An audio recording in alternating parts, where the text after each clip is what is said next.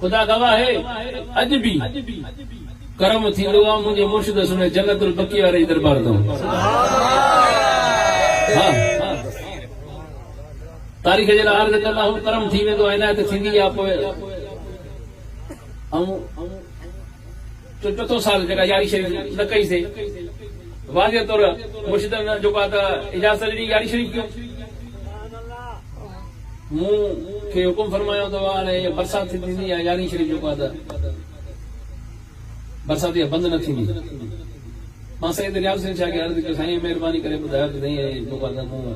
चओ मुर्शिद पाण फरमायो त बरसात जेका आहे उहा रहमत आहे बाक़ी मां नथो चवां त प्रोग्राम कर या न कर इहो चवां थो त बरसात रहमत आहे वरी मूंखे हुकुम थियो वरी ॿियो दफ़ो मूं हिकिड़े बुज़ुर्ग खे अर्ज़ कयो साईं हे मसइलो आहे उन बि इहो ई फरमायो त बरसात रहमत आहे बाक़ी ॿियो कुझु मां नथो चवां टियों दफ़ो मुर्शिद हुकुम फरमायो तो मां अमर साईं जी दरबार में अर्ज़ कयो अमर साईं फरमायो त हाणे पाण में ॿाहिरां मशवरो कयो जेको आहे त मनो थिए थी त न कयो वरी जीअं अमर साईं खे हिकु दफ़ो अर्ज़ करे वरी मां ॿिए ॾींहं ते आयुमि त साईं वेठो अमर साईं जी दरबार में तव्हां जेको आहे त मसइलो आहे थोरो अहसान फरमायो दुआ बि घुरो एतिरे में साईं जिलानी बादशाह बि आया साईं जिलानी बादशाह फरमायो त बाबा साईं तव्हांखे छा हुकुम कयो आहे मूंखे हुकुम फरमायो त पाण में मशवरो कयो तव्हांखे छा कमु ॾसियो अथव मां चयो मूंखे कमु इहो ॾसियो अथव त बरसाति थींदी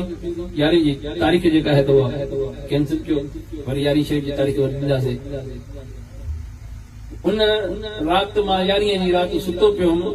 त हिकिड़े दोस्त फोन कई त वारो कयो दुआ घुरो दस्तगीर करम करे त तूफ़ान बि ऐं जेको आहे तूफ़ान बि आहे ऐं गड़ो बि वसे थो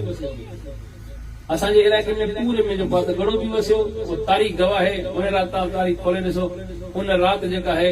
बरसात तूफ़ान गड़ो वसियो आहे मुंहिंजे मुर्शिद अॻु में ॾसे छॾियो त इहो तारीख़ जेको आहे त इहो गड़ो बस थियण वारो न आहे त अॼु बि तव्हांजे इलाइक़े में केतिरनि जो करणो उन जो आहे त 40 ते हितां ढोर ख़रीद करे पाण यारी जा मोकिलियो छो त मुंहिंजे मुर्शिद सुणे दस्तगीर जे यारी जो कमाल ई निरालो मुंहिंजे मुर्शिद सुणे छो त असां ॼण वारो दस्तगीर आहे वठी ॼण वारो मुर्शिद सुणो जन्नतुल बकीअ वारो आहे इएं न हथ मथे खणी करे पंहिंजे सघे वठी ॼण वारो जन्नतुल बकी वारो ॼण वारो दस्तगीर आहे हा असांजो इहो ईमान आहे त अहिड़ो दस्तगीर ॾे